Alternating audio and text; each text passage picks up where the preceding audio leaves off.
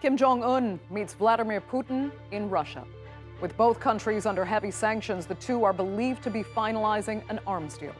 Russia needs weapons for its war in Ukraine, but what might North Korea get in return? And could a strengthened alliance threaten the West? I'm Andrea Sankey, and today's newsmaker is the Kim-Putin meeting.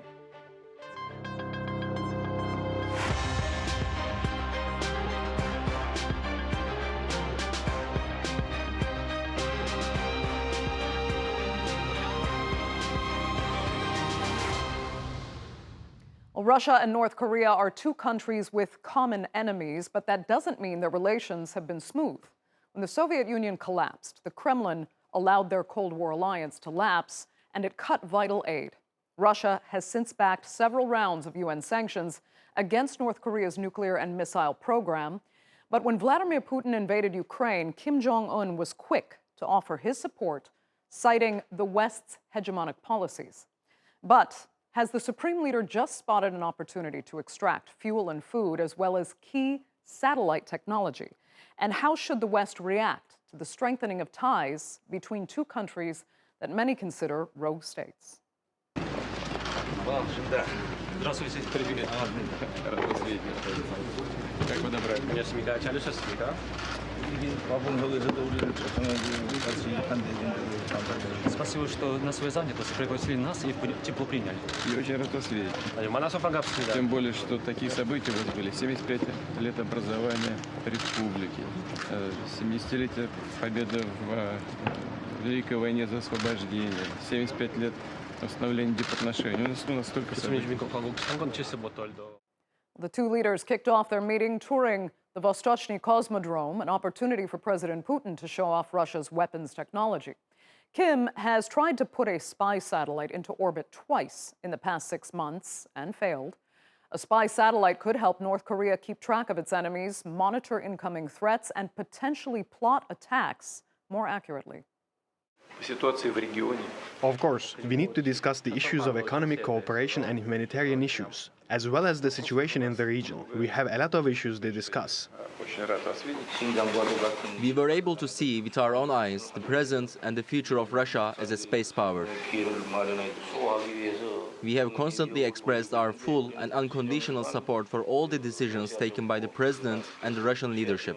And I want to assure you that we will always be together with Russia in the fight against imperialism. Well, Pyongyang and Moscow have denied their talks are about military cooperation, but the White House says it believes a weapons deal is advancing. The State Department has warned North Korea will pay a price should there be an arms agreement with Russia.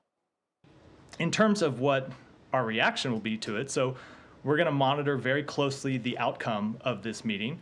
I will remind both countries that any transfer of arms from North Korea to Russia would be in violation of multiple United Nations Security Council resolutions.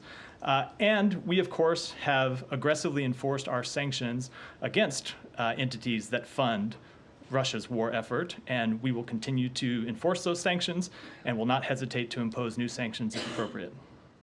So with Kim Jong-un pledging full and unconditional support for Vladimir Putin, are North Korea and Russia reforming the alliance that the Soviet Union and Pyongyang once had when North Korea invaded the South? Well, joining me now to debate that and more are from Washington, Jenny Town. She is a senior fellow at the Stimson Center and the director of Stimson's 38 North program. Also in Washington is Sung-Yoon Lee, a fellow at the Woodrow Wilson International Center for Scholars and the author of The Sister, The Extraordinary Story of Kim Yo-jong. And in Moscow is Julia Melnikova, the head of the Asia-Pacific program at the Russian International Affairs Council. Thanks all so much for being with me. Jenny, I'll start with you. You had actually earlier indicated that competing powers, like the United States and South Korea, should have tried to prevent this relationship from gaining the momentum it has. So seeing where these now 4 hours of talks have actually culminated, are you worried? I'm not sure worried is the right word. I think, there could have been efforts earlier in the process. This is a relationship that has been deepening, especially over the past couple of years. The idea that now there's a summit and now the Russians are, openly talking about military cooperation, space cooperation, things that the North Koreans have been working on that can accelerate their progress. These are all challenges that we'll have to deal with in the international community. But the reality is right now we have no diplomatic relations with North Korea. We have no diplomatic leverage in that process. And we're just sort of watching it unfold and dealing with the consequences. And so, there should have been greater efforts earlier on to try and prevent this open alignment and deepening cooperation. But you're not necessarily worried about those consequences, or could they prove dangerous? I mean, they definitely prove dangerous. There are greater challenges, but the things and the areas in which they're cooperating, in which in the space cooperation, for instance, in satellite cooperation, these are all things North Korea has been working on already. So yes, this can accelerate the timeline, but it's not necessarily going to bring new ideas, new capabilities that North Korea hasn't been working on already. So these are all part of the priorities that Kim Jong-un has put forward. He's finding ways to move more quickly than the international community would like to see, because we would prefer they obviously don't do it in general. But they're determined to do it, and they're determined to find ways. And again, without diplomacy, without any kind of diplomatic leverage, there's not much we can do except for respond and deal with those consequences. Okay, Sung-Yoon Lee, do you think that opportunities were missed to prevent this relationship from building?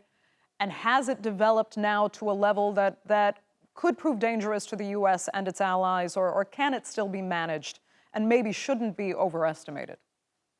Well, the old Cold War dynamics of Moscow, Beijing, and Pyongyang standing on versus the other team, Team USA, flanked by its allies, South Korea and Japan, that dynamic has returned with a force since Russia's invasion of Ukraine in February 2022.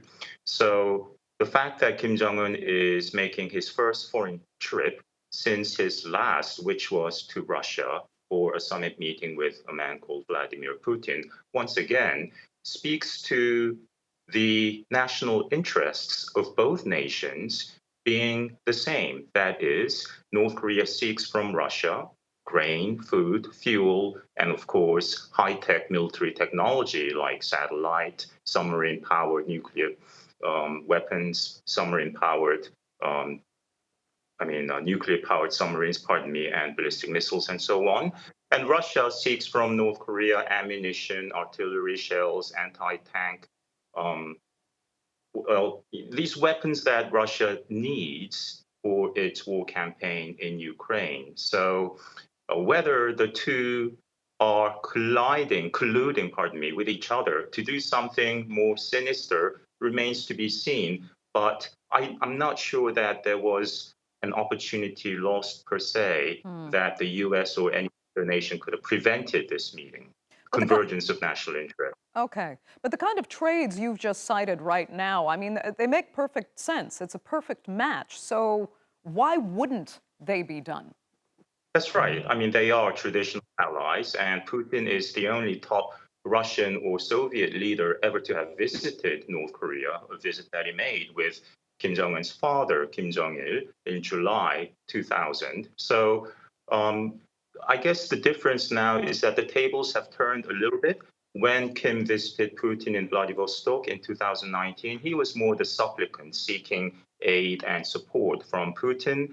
I think an argument could be made that Putin needs Kim today as much as Kim needs Putin. So, I mean, this meeting was bound to take place. Okay. You know, Julia, you had noted that these talks are very secretive, but that contrary to most Western analysts, you're pretty sure that it won't actually culminate with the sale of finished military products, as you stated. Are you sure about that? Well, given the outcomes of the negotiations today, we can probably be more certain about the greater military cooperation that we could probably thought about yesterday or like a week before. But where I would side with the colleagues is that there's nothing out of the box here, really. So like the alignment is more or less traditional. So we saw it in the 20th century, and today as Russia is seeking to secure its backyard in Asia and seeking to revisit older partnerships in order to check if they are still in place or if there is something that can be driven from those partnerships or taken from those partnerships. So this is where we find ourselves today. So this is kind of the thing that we could have expected earlier. Is it playing out well in Russia so far? What, the meeting? The meeting among the public. Among Russian analysts like yourself, I mean, would Russian authorities consider this a real success and something that can be built upon, because Russia and North Korea are some of the most alienated states now on the planet. So now they have this cooperation. It's a win-win, and it builds, a further strength against their Western counterparts. Well, I wouldn't see Russia as an alienated power. Like, it doesn't fly well among Russia. Well, from the Western perspective, of course, but if we look at the global South and if we look at the Russia's efforts in order to establish itself as a Southern power, like in the sense of North-South dilemma, so we can see that this effort can be seen as part of this effort, because North Korea is also a partner of China, and given Russia-China partnership, although very far from military alliance, and the countries have declared numerous times that the relationship are not going to evolve into a military alliance.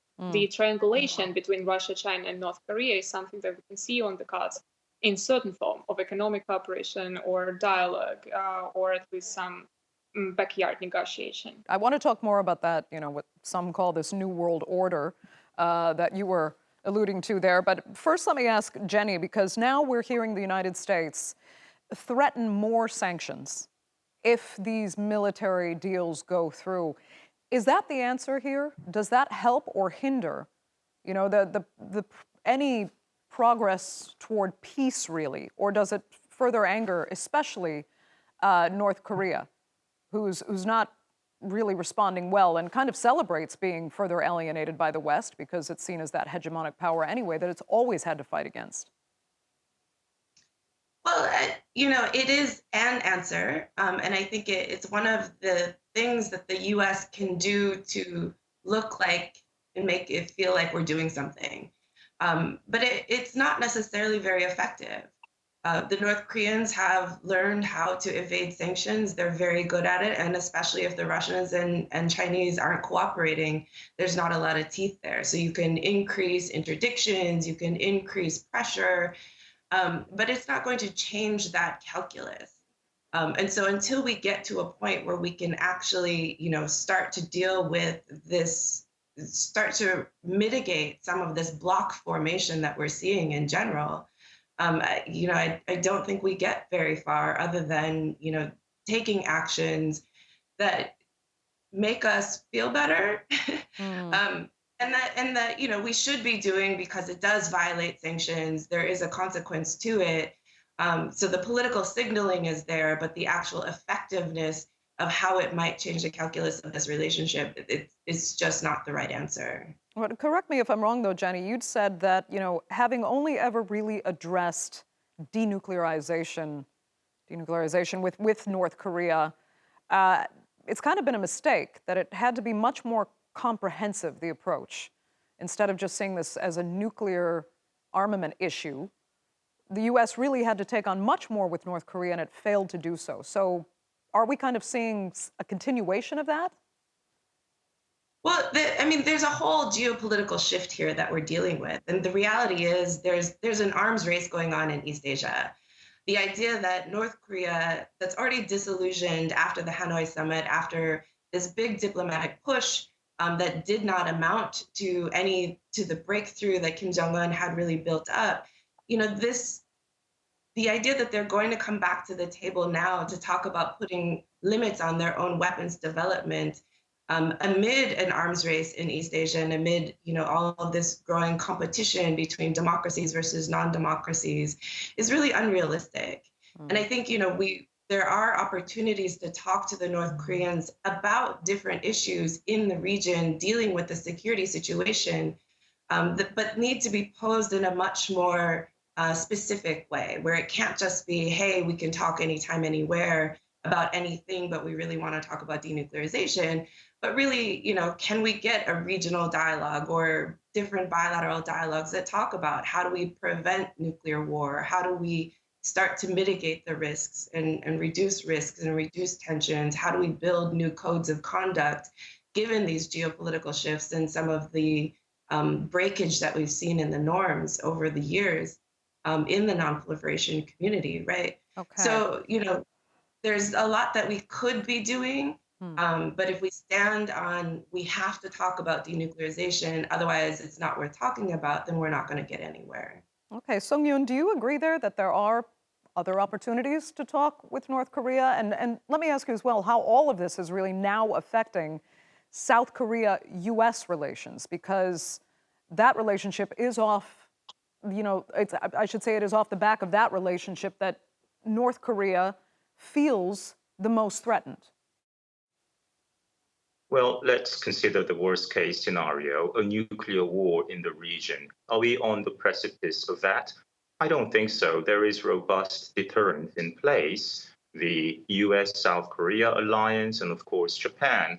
It's perhaps impolite to speak about Japan in this way, but Japan is a major military power. It's certainly in the top 5 and has a world-class navy, maritime self-defense forces. So the three nations are quite strong in standing together, the US, South Korea, and Japan. And this alliance has deterred another war in the Korean Peninsula for decades now. So I think that's here to stay for the foreseeable future. But what is concerning is that North Korea's nuclear capabilities have enhanced dramatically since 2016, 2017. So that is a concerning development. How best to deter or contain this growing threat?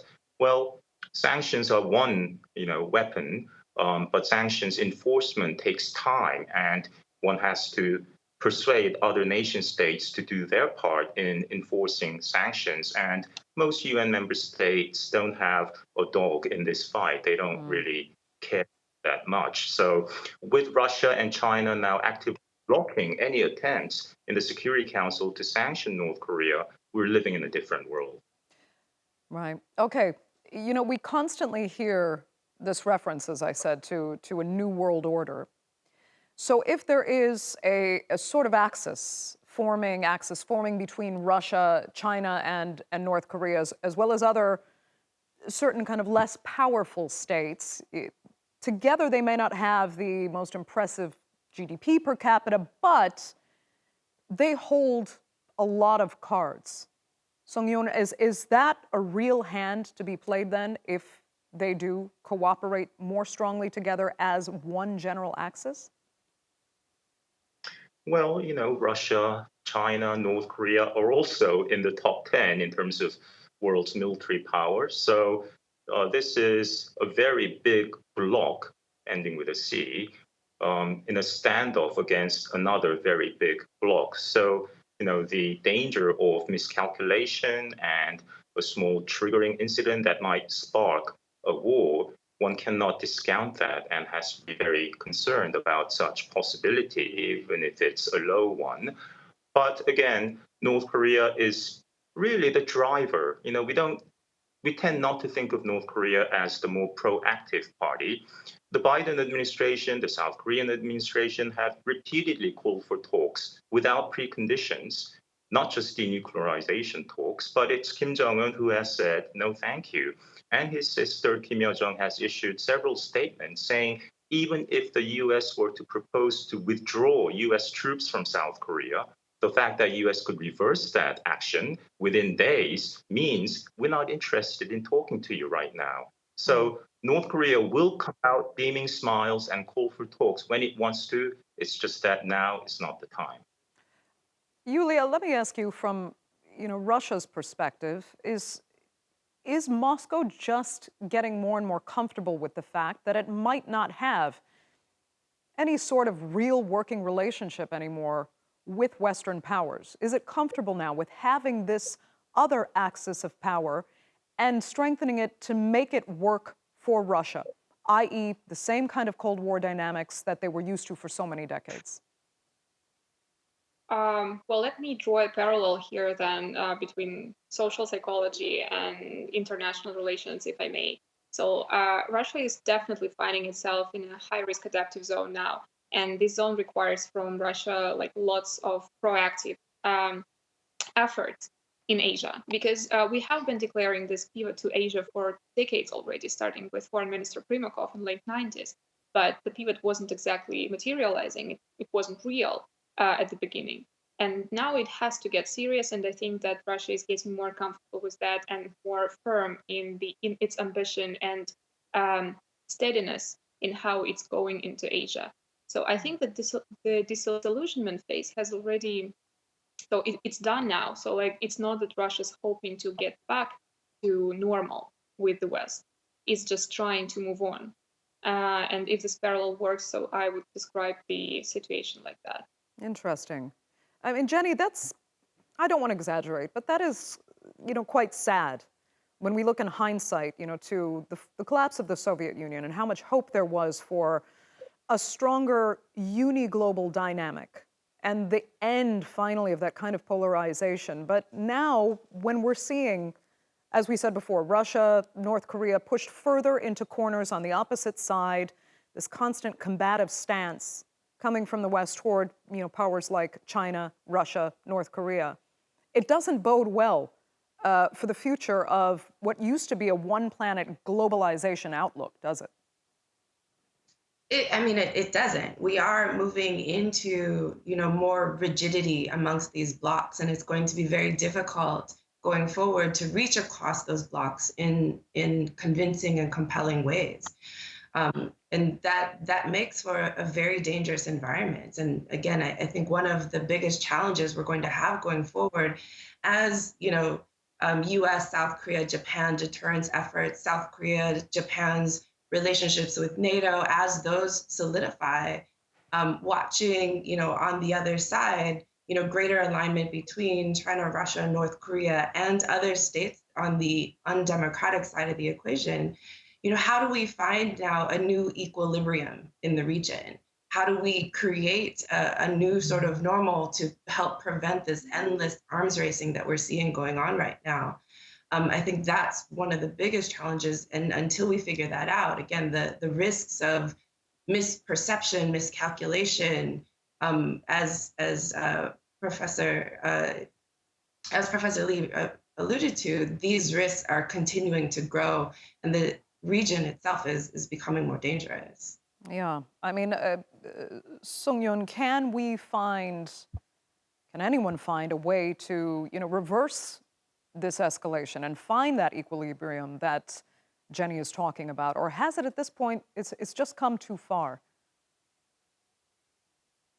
Well, without a monumental change in the status quo, for example, the collapse of the North Korean regime and perhaps the reunification of the two Korean states, without something big like that, I don't think it's feasible to really deter North Korea's trajectory, its embrace of bigger bombs. So North Korea is, a major, the most serious national security issue for the United States, said outgoing President Obama in late 2016 to the incoming Trump administration.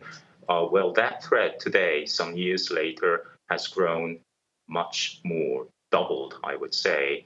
And that's the sad reality that we have to address. And you've also curiously written about the fact that it is not really just one man in North Korea to contend with. There is still the same family dynasty that's now manifest in his own sister. Where do you see her role going? Yeah, there's continuity. It's a family dynasty, of course, and the royalty has always had one male supreme leader and still does, of course. But what we've never seen in North Korea is the emergence of a female, very powerful, influential policymaker. Kim Yo-jong has issued written threats of preemptive nuclear strike against South Korea repeatedly, saying that she is vested by comrade chairman, referring to her brother, the state, the party with such authority. So, she has the proverbial finger on the nuclear button. And I argue in my new book that she is the most dangerous woman in the world. Sung-Yoon Lee, that will have to be the final word because we are completely out of time. For this edition of The Newsmakers, I'd like to thank all three of my panelists so much for being with us, sharing a fascinating discussion that I'm sure we'll be revisiting in the near future. So thanks again for joining us. Our viewers, of course, for tuning in as well. Remember, you can follow us on X, and do be sure to subscribe to our YouTube channel. I'm Andrea Sankey. We'll see you next time.